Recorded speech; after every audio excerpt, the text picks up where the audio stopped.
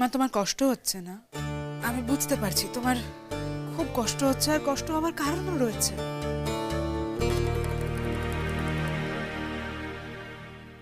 এত বিঁধিয়ে বিঁধিয়ে কথা বলার কি আছে শুনি? হ্যাঁ, এ কথা তো স্বীকার করবে তোমরা। কষ্ট যদি কারো হয়ে থাকে তো আমারই সবচেয়ে বেশি হচ্ছে। আমার চেয়ে বেশি কষ্ট তো কারো হবে না। ছেলে যে আমার। তুমি তো সেটা ভুলে গেছিলে মা। মা, এই যে তুমি দাদাকে ফিরে পেলে, দাদাকে তো ফিরে পাওয়ার কোনো আশাই ছিল না। যদি সঠিক সময়ে দাদাকে এখানে না নিয়ে আসতাম, দাদাকে হয়তো আমি জানি না কি হতো। অনেক অনেক কষ্ট করে দাদাকে বাঁচানো গেছে, অনেক কষ্ট করে। মা, তুমি তো দেখতেই পাচ্ছ দাদা কেমন ভাবে শুয়ে আছে। কবে বাড়ি ফিরবে সেটাও আমরা কেউ জানি না। কিছু হবে কিছু বুঝতে পারছি না। আমাকে বরবাদ করার চেষ্টা করেছে মা, আর ইমেজটা নষ্ট করার চেষ্টা করেছে। আর এখন আমাকে শেষ পর্যন্ত খুন করার চেষ্টা করলো। ওই প্রথম থেকে ওর আচার আচরণগুলো একবার ভাবো, তাহলে তুমি বুঝতে পারবে ও কি চেয়েছিল। আমায় কিছু বলতে হবে না, তুমি খোলা চোখে গিয়ে দেখো। তাই তো। আর সব থেকে কায়দা করেছে আমাদের দিদিকে। ওর তো ভালো খাবার হলেই ব্যাস, আর কিছু চাই না। আর ওকে ভালো খাবার খাইয়ে খাইয়ে ওর মুখ বন্ধ করেছে, ওকে বশ করেছে। আর আমাদের দিদিও সেরকম ভালো খাবার খেয়েছে, আর সকলের সামনে ওর সম্পর্কে কন্টিনিউয়াসলি ভালো কথা বলে গেছে। পুরো একেবারে ওর বশে চলে এসেছে। দিদির কথা ধরিস না, দিদি তো স্পেশাল চাইল্ড, ওর কথা কেউ ধরবে না।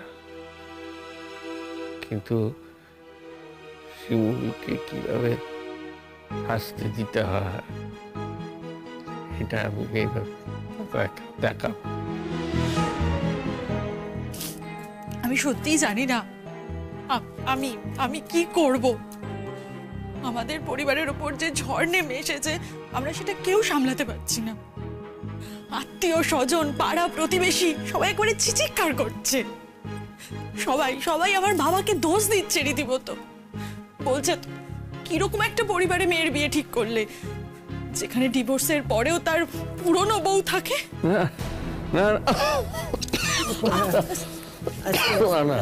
প্রিয়াঙ্কা, তোমরা প্রিয়াঙ্কা, পুরনো বউ থাকার প্রশ্ন নেই। ওকে আমার বিশ্বাস নেই।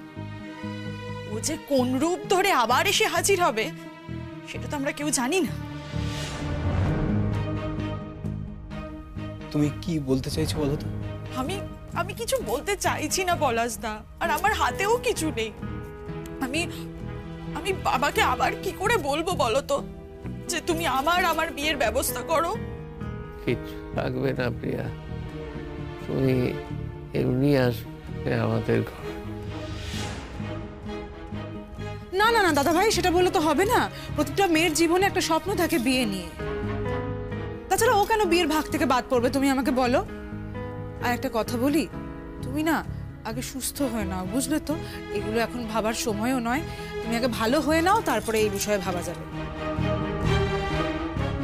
প্রতীক্ষা, বলো দাদা ভাই। রোনাতে দেখো, ও যেন কিছুতে ছাড়া পায়। কি বলছিস? আমরা দেখবো মানে? তুইও তো দেখবি। এখন তো তোর কথারই সব থেকে বেশি দাম। ভালো উকিল রাখতে হবে। সেই উকিলের তো আবার অনেক পয়সা লাগবে।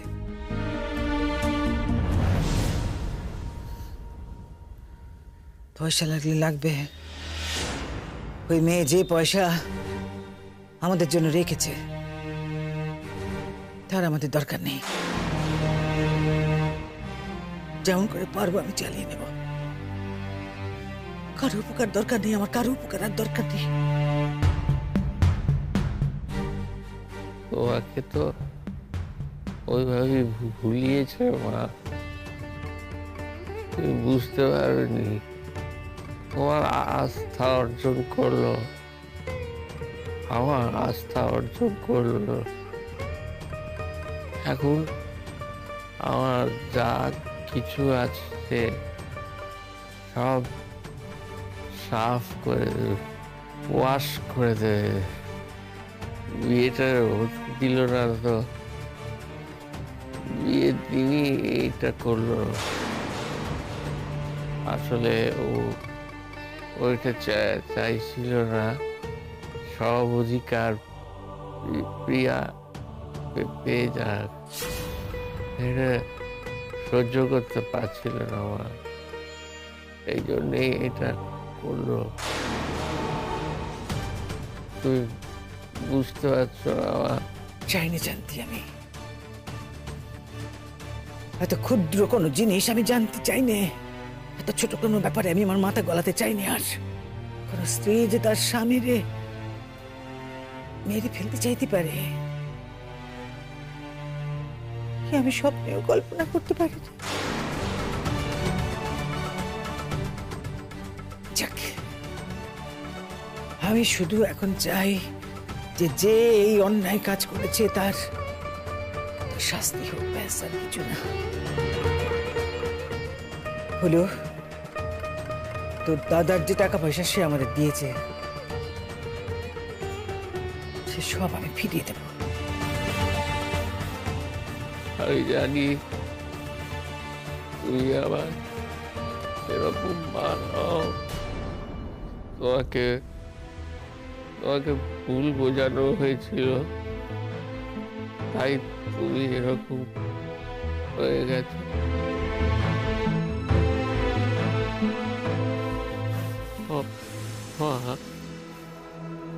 তুমি তো আমাকে অত ভালোবাসতে,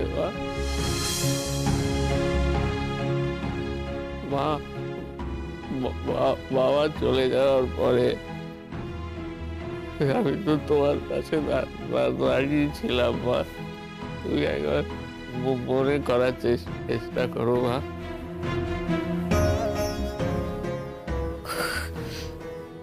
মনে করতে হবে কেন বাবা? সে কথা কি কখনো ভোলার? ও কি কথা, তুই যে আমার প্রথম সন্তান বাবা, কি করে ভুলবো আমি সেসব কথা? তুমি তো আমাকেও কত ভুল বুঝেছো মা। আগে কত আদর আহ্লাদ করতে আমায়, আর এখন তুমি আমাকে দেখতেই পারো না। হ্যাঁ, আমাদের সবার এগেনস্টে তোমার মনে ওই মহিলা বিষ ঢেলে দিয়েছে, আমাদের সংসারটাকে একেবারে শেষ করে দিয়েছে। আগে তো মাও আমাকে কত ভালোবাসতো, আমি মায়ের কাছে রোজ আসতে পারতাম, কত কথা শেয়ার করতে পারতাম। অনেকদিন হয়ে গেছে মা আমি তোমার সাথে ফ্রি ভাবে অনেক কথা বলিনি, জানি না কেন হয়েছে। তবে এখন না মা, বড্ড সংকোচ বোধ হয় গো তোমার সাথে কিছু শেয়ার করতে। মনে হয় যে এই কথাটা বলবো, কি ভাববে তুমি মনের মধ্যে কে জানে, সেই ভেবে আর কিছুই বলা হয়ে ওঠে না তোমাকে। আচ্ছা আচ্ছা, ঠিক আছে ঠিক আছে, মিটে গেছে তো সেসব। আশা করি আর কোনো ভুল বোঝাবুঝি নেই। মা, দাদার ওই টাকাগুলো দিলে খুব ভালো হয়, মানে উকিলের খরচটা অ্যাটলিস্ট চালানো যায়। দেখো, আমি এত টাকা কোথা থেকে পাবো বলো? এত টাকা তো আমি জোগাড় করতে পারবো না। আর বাকি রইলে প্রতীক্ষার চাকরি, ওরও তো বাবা আছে, মা আছে, ওরও তো নিজের একটা জীবন আছে, বলো আমি ওকেই বা কি করে বলি? যেখানে দাদা ভাইয়ের টাকা আছে, তা আবার নিজের টাকা, সেই টাকা যদি এখন কাজে না লাগে তাহলে টাকা থেকে কিসের লাভ বলো তো পলাশ? দেখো মা, আমি জানি সেই টাকাগুলো পুতুলদির বিয়ের জন্য তুলে রাখা হয়েছে, কিন্তু একটা কথা ভেবে দেখো তো, সত্যি করে খোলা মনে ভেবে দেখবে, পুতুলদির মতন মেয়েকে কে মন থেকে মেনে নেবে আমাকে একটু বলবে? পুতুলদির বিয়ে কি আদৌ সত্যি সত্যি হওয়া সম্ভব? ওই যে মাস্টার মশাইকে তোমরা পুতুলদির জন্য ডেকে এনেছো, আমি জানি তোমরা হয়তো সবাই খুব আশা রাখছো ওনার কাছ থেকে, তবে উনি কিন্তু ভালো লোক নন। আমরা কেন এত রাগ করছি? আমি ওই লোকটিকে চিনি আগে থেকে, জানি ভালো করে। অনেক মেয়ের সর্বনাশ করেছে ও, আর তোমার মেয়ের সাথেও কবে কি খারাপ কাজ করে চলে যাবে তুমি ভাবতেও পারবে না। দুদিন ভোগ করবে, তারপরে কিন্তু ছেড়ে চলে যাবে, আর কোন দিন ছেড়ে যাবে তখন তুমি জানতেও পারবে না মা।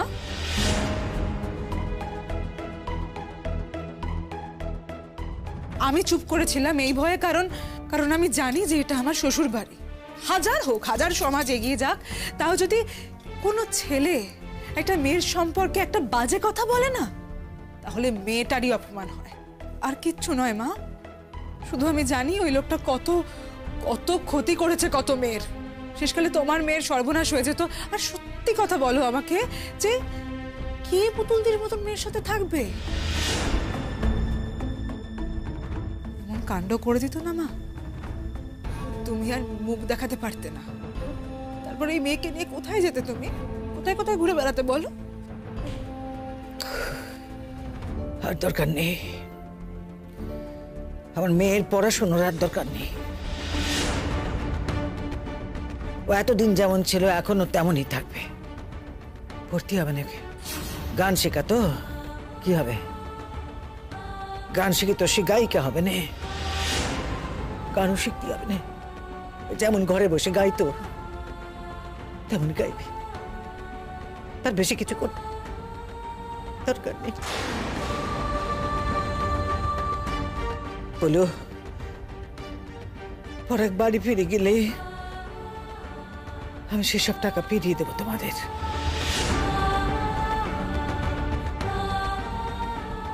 আমার ছেলেটার উকিলের ব্যবস্থা যেন হয়, কোনো ত্রুটি যেন না হয়, তার জন্য ভালো উকিল দরকার। ভালো উকিল যেন তৈরি থাকে। হ্যাঁ মা, না মানে টাকা থাকলে আর কিসের চিন্তা বলো? একটা ভালো উকিল রাখা যাবে, তবে আমাদের দেখতে হবে ভালো উকিল রাখলে যাতে ওই মেয়েটা কোনো ফাঁক ফোকর দেখে আর পালাতে না পারে। তবে এমনিও তো ওর পক্ষে কেউ নেই, আর এই কেসটা বেশি দিন কোর্টে টিকবে বলেও মনে হয় না। ওই যতক্ষণ কেসটা কোর্টে উঠছে সেইটুকু সময় মাত্র। আমিও দেখতে চাই ওই মেয়ের যাবজ্জীবন সাজা হয়েছে। যে আমার সব স্বপ্ন ভেঙে দিয়েছে, তাকে আমি কিছুতেই ক্ষমা করবো না, কিছুতেই আমি ক্ষমা করবো না। বলিও পরাগ, বলো দেখি বাবা, তুমি ভালো আছো তো এখন?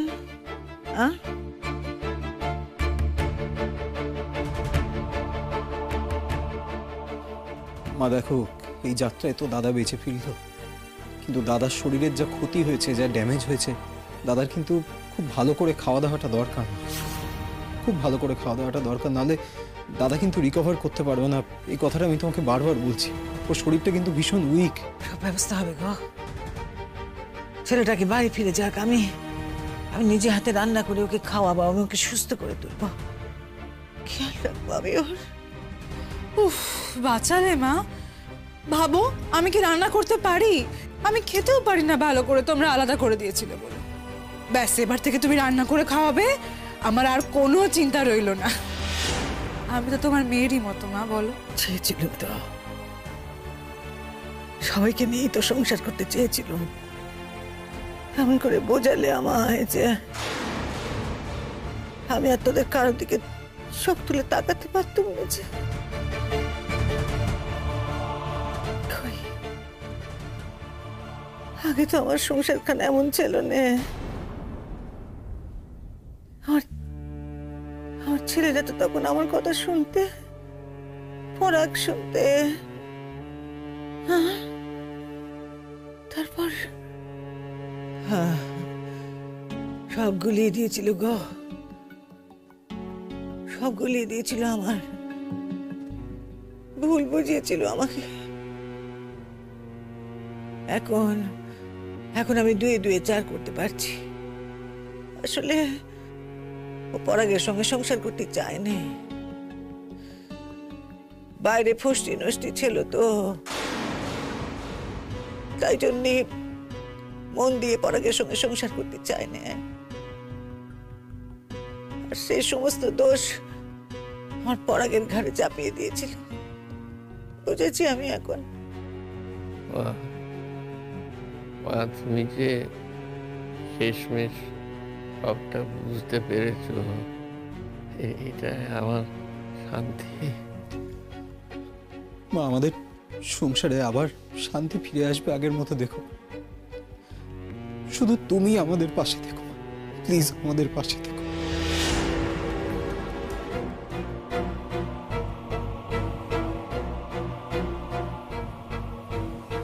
পাশেই তো আছি রে বাবা, আমি তো পাশেই আছি। শুধু বললুম নে, একটা উকিল ভালো দেখো, একটা ভালো উকিল দেখতে হবে তো। আমি শুধু চাই যে কাজ করেছে তার যথাযোগ্য শাস্তি। টাকা পয়সা নেই ভেবো না, আর ভেবো না, শুধু অপরাধীর শাস্তি হোক। উকিল দেখো।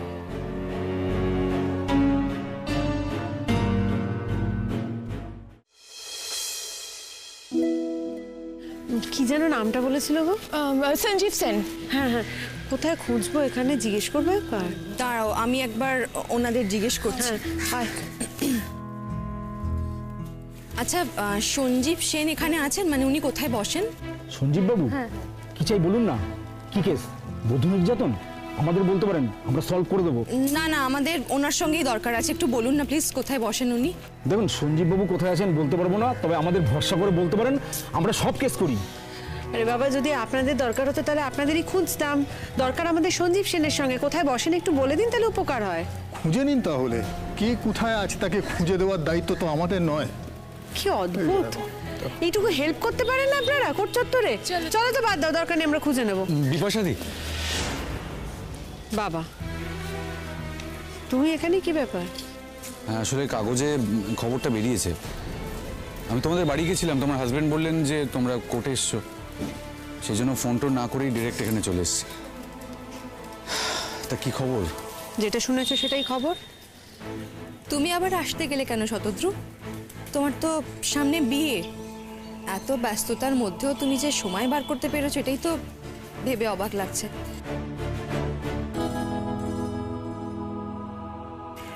যাই হোক, তোমার বিয়েতে কিন্তু আর আমাদের যাওয়া হবে না, সরি। দেখো, আমি অফকোর্স আমার বিয়ে নিয়ে কথা বলতে আসিনি এখানে। দেখো, শিমুল যে কিছু করেনি সেটা আমিও খুব ভালো করে জানি, আর তোমরাও অফকোর্স খুব ভালো করে জানো। আর সেই জন্যই তোমরা ভালো একজন লয়ার খুঁজতে এসছো। আর সেই সূত্রেই বলি, আমার খুব ভালো একজন লয়ার চেনা আছে, আমি চাইলে ওনার সাথে তোমাদের আলাপ করিয়ে দিতে পারি। আর সেই কথাটাই আমি তোমাদের বলতে এসেছিলাম। খুব ভালো, খুব সৎ, উনি ভীষণ strong, I can assure you. In fact শুধুমাত্র টাকা পয়সার জন্য কিন্তু উনি কেস লড়েন না। তা তুমি হঠাৎ আজকে এগিয়ে এলে সাহায্য করবে বলে? না, তোমার ওয়াইফ তো শর্ত দিয়ে রেখেছে না আগাম। আচ্ছা, এইসব কথা তুমি এখন কেন বলছো বলো তো বিপাশাদি? ও তো এখনো আমার ওয়াইফ হয়নি, সুতরাং ইটস ওকে। এখনো হয়নি, কিন্তু হবে তো। তার তো আপত্তি থাকতে পারে যে তুমি শিমুলের বিষয়ে এত মাথা ঘামাচ্ছ। तुमको पता है ना शतद्रु, शिमू जेल में আছে।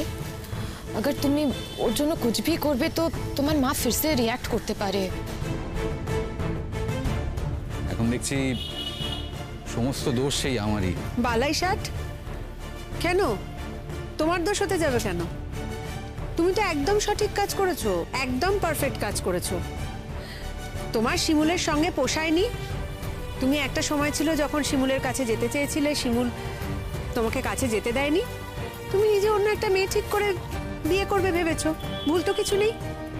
আর মেয়েটি তো ভালো, তোমার মনের মতো, কলেজে পড়ায়, ভালো গান গায়, একদম পারফেক্ট, কোথাও কোনো অসুবিধা নেই। আর সত্যিই তো, বলো না, একটা মেয়ে সে কেনই বা তোমার পাস্টের একটা হ্যাংওভার বয়ে বেড়াবে? তার দায় ওই মেয়েটি কেনই বা নিতে যাবে? আর এখন তো আরোই প্রশ্ন ওঠে না, শিমুল তো এখন জেলে, ওর গায়ে যে জেলের দাগ লেগে গেল শতদ্রু, এখন তুমি শিমুলকে নিয়ে বেরোতেই পারবে না। অসম্ভব। দেখো বিপাশাদি, এখন এসব কথা থাক না। আমরা কি চাই? আমরা সকলে চাই একটা নির্দোষ মেয়ে জেল থেকে বেরোক, আর সেটাই আমাদের উদ্দেশ্য, আমাদের টার্গেট হওয়া উচিত। আর কিছু না হলেও একজন বন্ধু হিসেবে তো আমি ওর পাশে থাকতেই পারি। না, পারো না, একদম পারো না। কি করে পারবে? তোমার বউ যে তোমাকে শর্ত দিয়ে রেখেছে শতদ্রু, যে কোনোভাবেই তুমি শিমুলের ব্যাপারে নিজেকে জড়াতে পারবে না, তাহলে কি করে পারবে বলো? কিন্তু বিপাশাদি, বিয়ে তো এখনো হয়নি। पर होगा ना शतद्रु, सामने ही হবে, और तो कुछ ही दिन बाकी আছে। আজকের দিনে দাঁড়িয়ে তো হয়নি। আর দেখো, এই কথাগুলো আমার মনে হচ্ছে আমার সব থেকে বেশি মনে রাখা উচিত।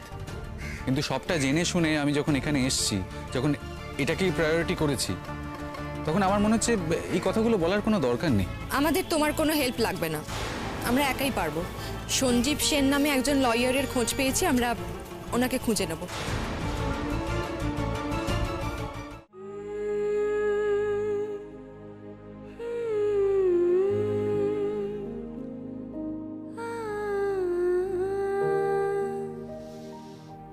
কি কেস? কে?